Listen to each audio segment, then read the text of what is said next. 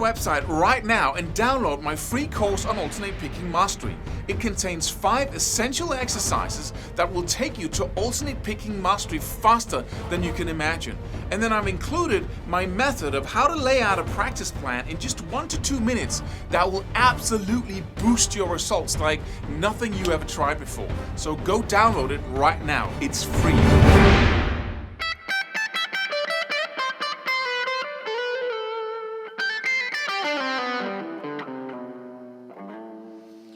You suck more than you think.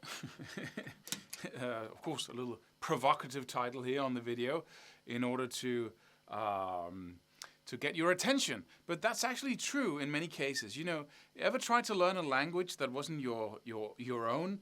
And you learn all the words and you think you can, and you learn and then you get to the exam and you have to speak the language. And that's a totally different discipline, right? You can read and you can learn how to pronounce the words on the page and you can learn the grammar and everything. But from that to speaking it, it's like, right? You can't answer the simplest question. You get a little bit nervous at the exam and then it's all gone. The same thing goes for playing guitar.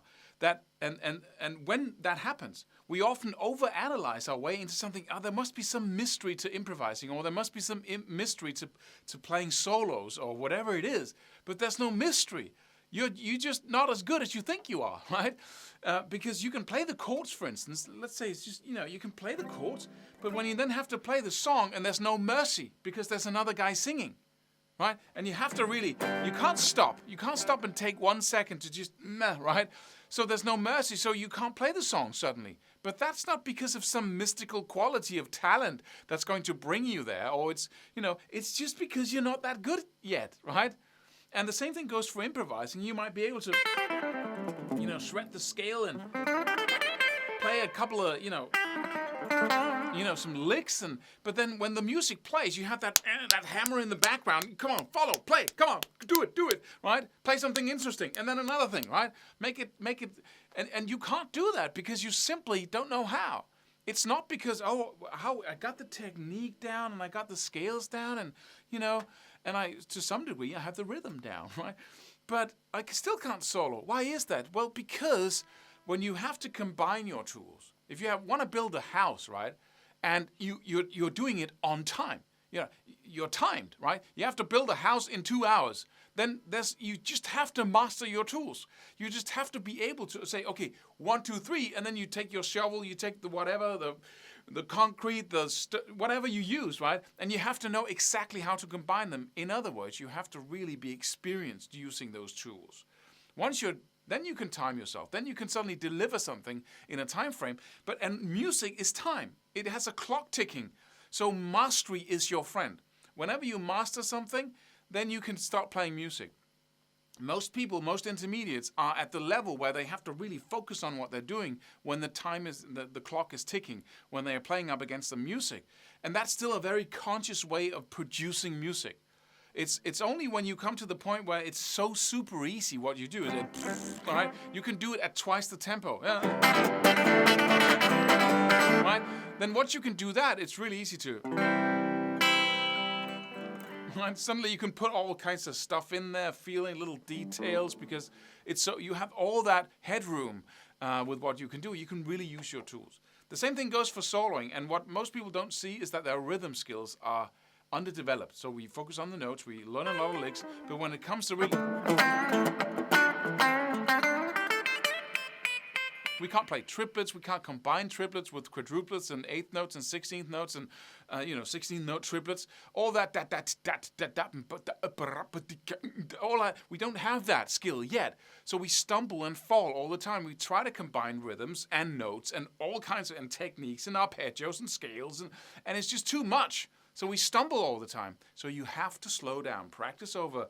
If you have to have that clock in the background, that hammer, then start with ballads. Start with something very slow so you have a lot of time, and start with something very simple. For instance, you can test yourself. You can say, okay, how simple does it need to be for me to be able to just master what I do, right? And you start with one note. You just have A minor and E major, right?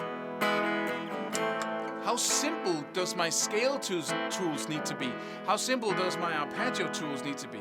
How simple of a technique, how simple does my rhythms need to be for me to move as far back as I need for me to be able to master what I actually do, right? Once you're at that level, you can, and that's almost always a lot further back than we think. And that's why we're out here thinking that there must be what's wrong here? Why is this so difficult? Well, you just didn't practice it enough, right? So let's start with just one note. This note works for both chords, right? So now I have one note, right? Let me, rhythm-wise, okay, can I hit the quarter notes? Can I hit the eighth notes? Can I only hit the and? So I can 1 and 2 and 3. Oh, that's super easy for me. Then let's play something with those tools, right?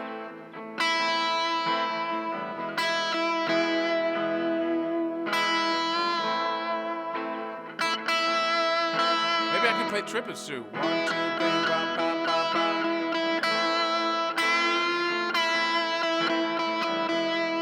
And do I feel totally confident here? Is this super boring for me? Because I can just I shred this one note, right? And this tool.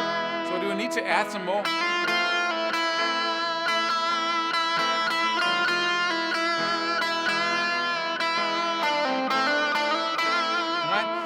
And what I did when I learned to solo was that I stayed with the freaking same chords for almost a month.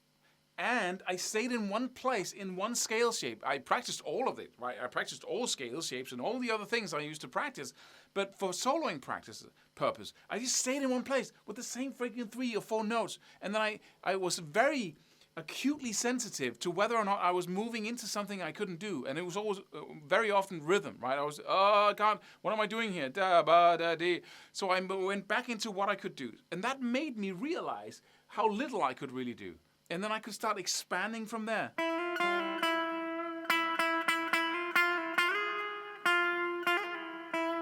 And every time I made a mistake, I tried to play what it was I really wanted to play. So I stopped the jam track, whatever I had in the background. Then I stopped and said, what was it I...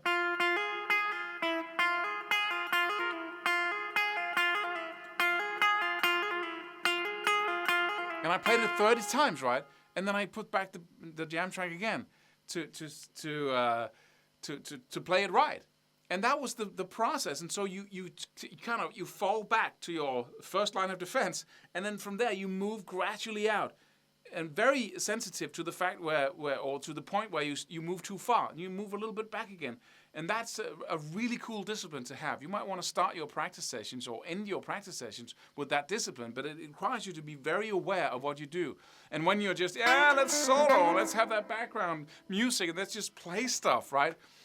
With no rhythm or no connection to the music, which is what you don't want to do. Okay, if you want to have fun, then do it. But if you really want to practice soloing, then see how much you really master, and then move from there gradually. And that takes away that whole overanalyzing. Oh, what's the matter? Should I have more arpeggio tools? No, you should have fewer, right? And learn to use what you have. And this is not a lengthy process. It's nothing like that. It's really the most effective, the fastest way of getting to where you want to go.